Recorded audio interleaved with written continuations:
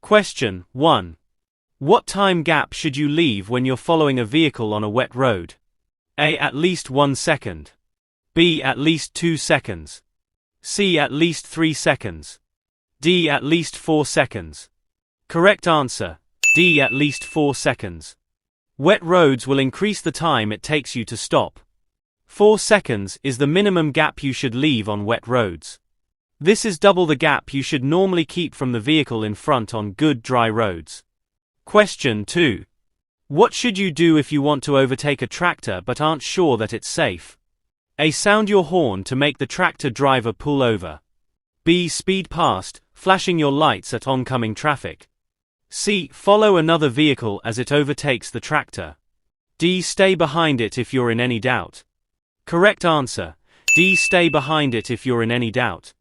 Following a tractor can be frustrating, but never overtake if you're unsure whether it's safe. Ask yourself, can I see far enough down the road to ensure that I can complete the maneuver safely? It's better to be delayed for a minute or two than to take a chance that may cause a collision. Question 3. When will your overall stopping distance be increased? A. When you're riding at night. B. When you're riding in fog. C. When you're riding with a passenger. D. When you're riding up a hill. Correct answer: C. When you're riding with a passenger. When you're carrying a passenger on a motorcycle, the overall weight will be much more than when you're riding alone. This additional weight will make it harder for you to stop quickly in an emergency, so you'll need to increase the distance between your motorcycle and the vehicle in front. Question 4.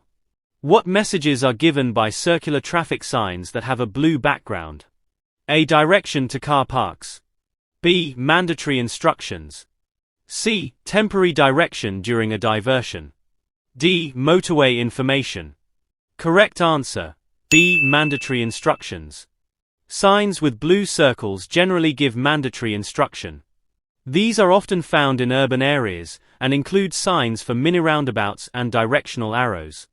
Question 5. How should you position yourself when you use the emergency telephone on a motorway? A. Stay close to the carriageway. B. Stand on the hard shoulder. C. Keep your back to the traffic. D. Face the oncoming traffic. Correct answer: D. Face the oncoming traffic. Traffic is passing you at speed. If the draft from a large lorry catches you by surprise, it could blow you off balance and even onto the carriageway. By facing the oncoming traffic, you can see approaching lorries, and so be prepared for their draft. You'll also be in a position to see any other hazards approaching. Question 6. What does this sign mean? A. No entry for traffic turning left. B. No through road on the left. C. Turn left for ferry terminal. D. Turn left for parking area. Correct answer: B. No through road on the left. This sign shows you that you can't get through to another route by turning left at the junction ahead. Question 7. When can you enter an area marked with chevrons bordered by a solid white line? Asterisk asterisk. A. Anytime you need to change lanes. B. Only in an emergency. C. When overtaking another vehicle.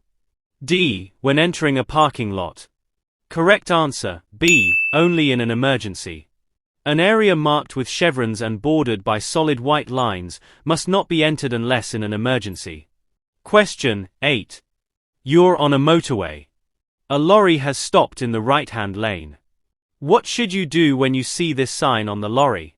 A. Move into the right-hand lane. B. Stop behind the flashing lights. C. Pass the lorry on the left. D. Leave the motorway at the next exit. Correct answer: C. Pass the lorry on the left. Sometimes work is carried out on the motorway without closing the lanes. When this happens, signs are mounted on the back of lorries to warn other road users of the roadworks ahead. Question 9. What type of crossing allows both cyclists and pedestrians to cross at the same time? A. Zebra crossing. B. Pelican crossing. C. Toucan crossing. D. Equestrian crossing. Correct answer: C. Toucan crossing. Toucan crossings are designed for both cyclists and pedestrians to cross together, with shared crossing space and signals. Question 10. What will be affected if the road surface becomes soft in very hot weather? A. The suspension. B. The exhaust emissions.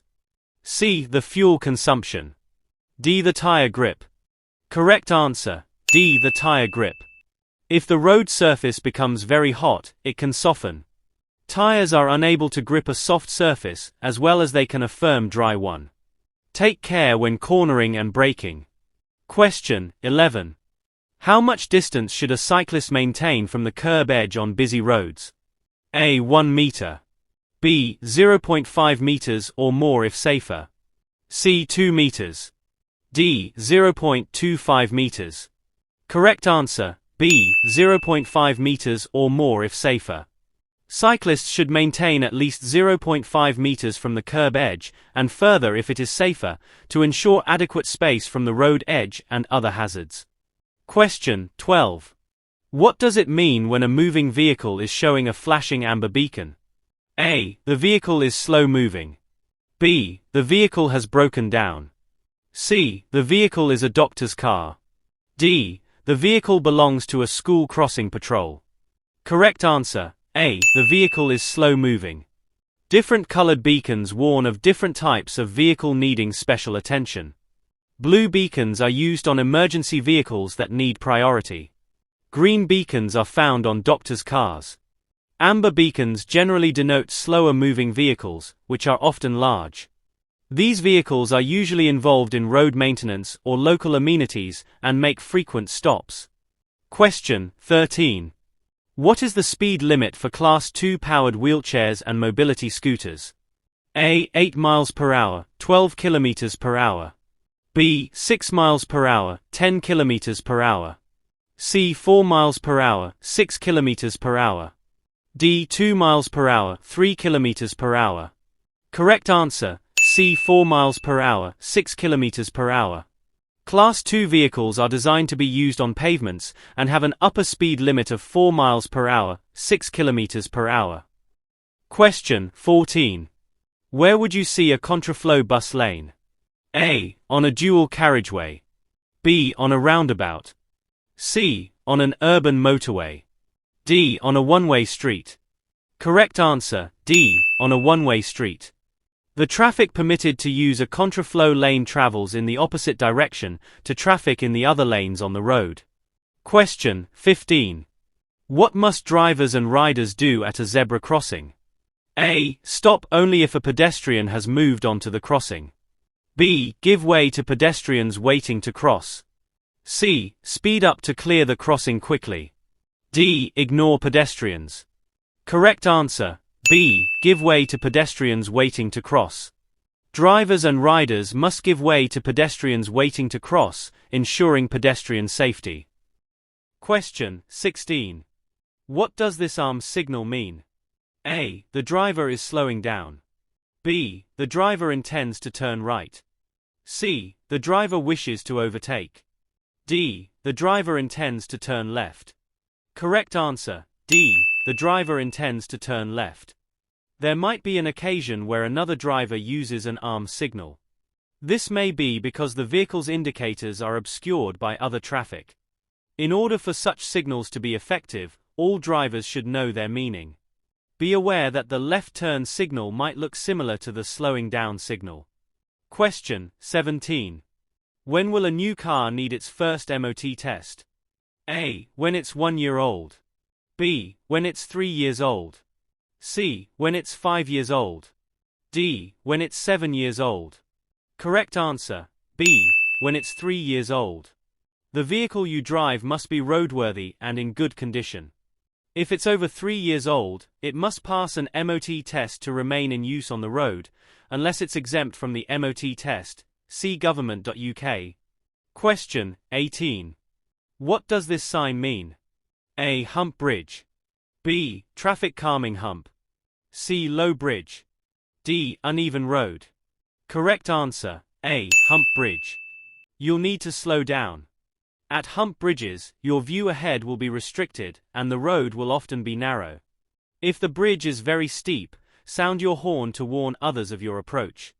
Going over the bridge too fast is highly dangerous to other road users, and could even cause your wheels to leave the road, with a resulting loss of control. Question 19. What action should you take when the green figure begins to flash at a pelican crossing? A. Start crossing quickly. B. Do not start to cross. C. Press the button again. D. Wait for the red figure. Correct answer, B. Do not start to cross. If the green figure begins to flash, it means you should not start to cross, as the traffic signals are about to change. Question 20. Where are amber reflective studs found on a motorway? A. Between the hard shoulder and the carriageway. B. Between the acceleration lane and the carriageway. C. Between the central reservation and the carriageway. D. Between each pair of lanes. Correct answer, C. Between the central reservation and the carriageway. On motorways, reflective studs of various colors are fixed in the road between the lanes. These help you to identify which lane you're in when it's dark or in poor visibility. Amber-colored studs are found on the right-hand edge of the main carriageway, next to the central reservation. Thanks for watching. Don't forget to like, comment and subscribe for more helpful content. And if you have any questions, feel free to leave them in the comments section below.